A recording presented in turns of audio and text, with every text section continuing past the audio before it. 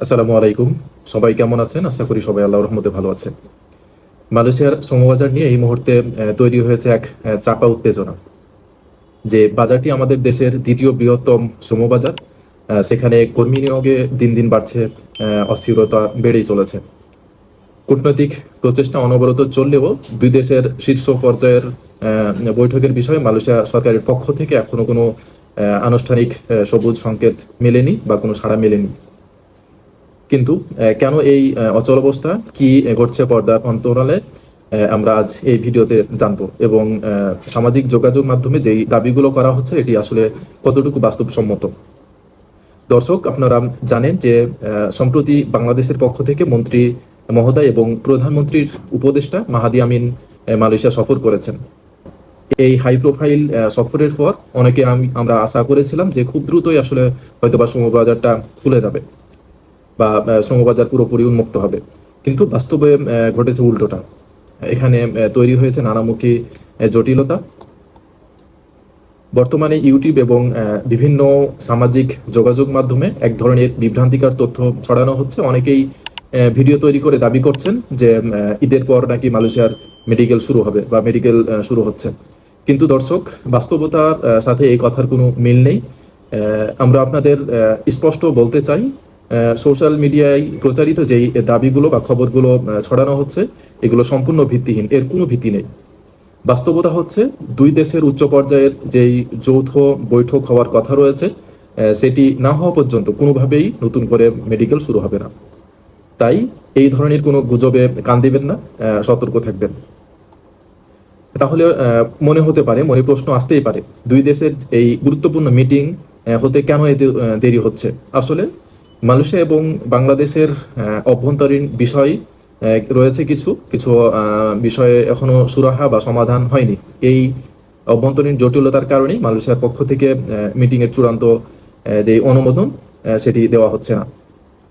বাংলাদেশ হাইকমিশনের পক্ষ থেকে এই মিটিংয়ের নির্দিষ্ট তারিখ নিয়ে এখনো বিশেষ কোনো তথ্য পাওয়া যায়নি, বা এই ধরনের যে মিটিংটি কবে নাগাদ হতে পারে, কত তারিখ হতে পারে, এ ধরনের কোনো তথ্য এখনো জানা যায়নি। এটাই হচ্ছে বাস্তবতা।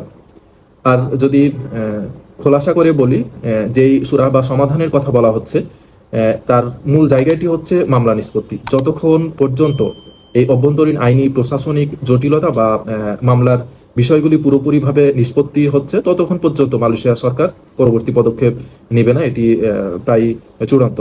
সবচেয়ে বড় দুঃখজনক বিষয় হলো মালয়েশিয়াতে কিন্তু কর্মী যাওয়া বন্ধ নেই। প্রতিদিন নেপাল, পাকিস্তান কিংবা ইন্ডিয়া থেকে ঠিকই কর্মীরা মালয়েশিয়া প্রবেশ করছেন। জটিলতা তৈরি হচ্ছে শুধুমাত্র বাংলাদেশের জন্য। বাংলাদেশি কর্মীদের ক্ষেত্রে গিয়ে এই জটিলতা হচ্ছে, অথচ মালয়েশিয়ার নিয়োগকর্তাদের কাছে বাংলাদেশি কর্মীদের চাহিদা কিন্তু সবসময় অন্য দেশের তুলনায় বেশি অগ্রাধিকার দিয়ে থাকে। কিন্তু এই কৃত্রিম এবং প্রশাসনিক জটিলতা এবং মামলার সুরাহা না হওয়া পর্যন্ত বা মামলা সুরাহা না হওয়ার কারণে আমাদের কর্মীরা সেই সুযোগ থেকে বঞ্চিত হচ্ছেন। আমরা মনে করি এই অচলাবস্থা কাটানোর একমাত্র উপায় হলো বাংলাদেশ এবং মালয়েশিয়া সরকারের উচ্চ পর্যায়ের একটি সফল বৈঠক। এই বৈঠকের মাধ্যমে মূল যেই প্রবলেমগুলো আছে এগুলো আইডেন্টিফাই বা চিহ্নিত করে আইনি জটিলতা যেগুলো রয়েছে, মামলা নিষ্পত্তি সহ আনুষঙ্গিক যেই জটিলতাগুলো রয়েছে, এগুলো চূড়ান্ত সিদ্ধান্ত নিতে হবে। তবেই মালয়েশিয়া শ্রমবাজার আবার আগের মতো গতি ফিরে আসবে। নতুবা দেরি করলে আসলে শ্রমবাজারটি আমাদের হাতছাড়া হয়ে যাবে। আমরা আশা করি এই ধরনের জটিলতা, স্বার্থ এবং অপপ্রচারের ঊর্ধ্বে উঠে দুই দেশের সম্মিলিত প্রচেষ্টাই খুব দ্রুত এই শ্রমবাজারটি পুরোপুরি উন্মুক্ত হবে। আমাদের রেমিট্যান্স যোদ্ধারা আবার বুক ভরা আশা নিয়ে মালয়েশিয়ার মাটিতে পা রাখবেন এবং তাদের স্বপ্ন বাস্তবায়ন করবেন।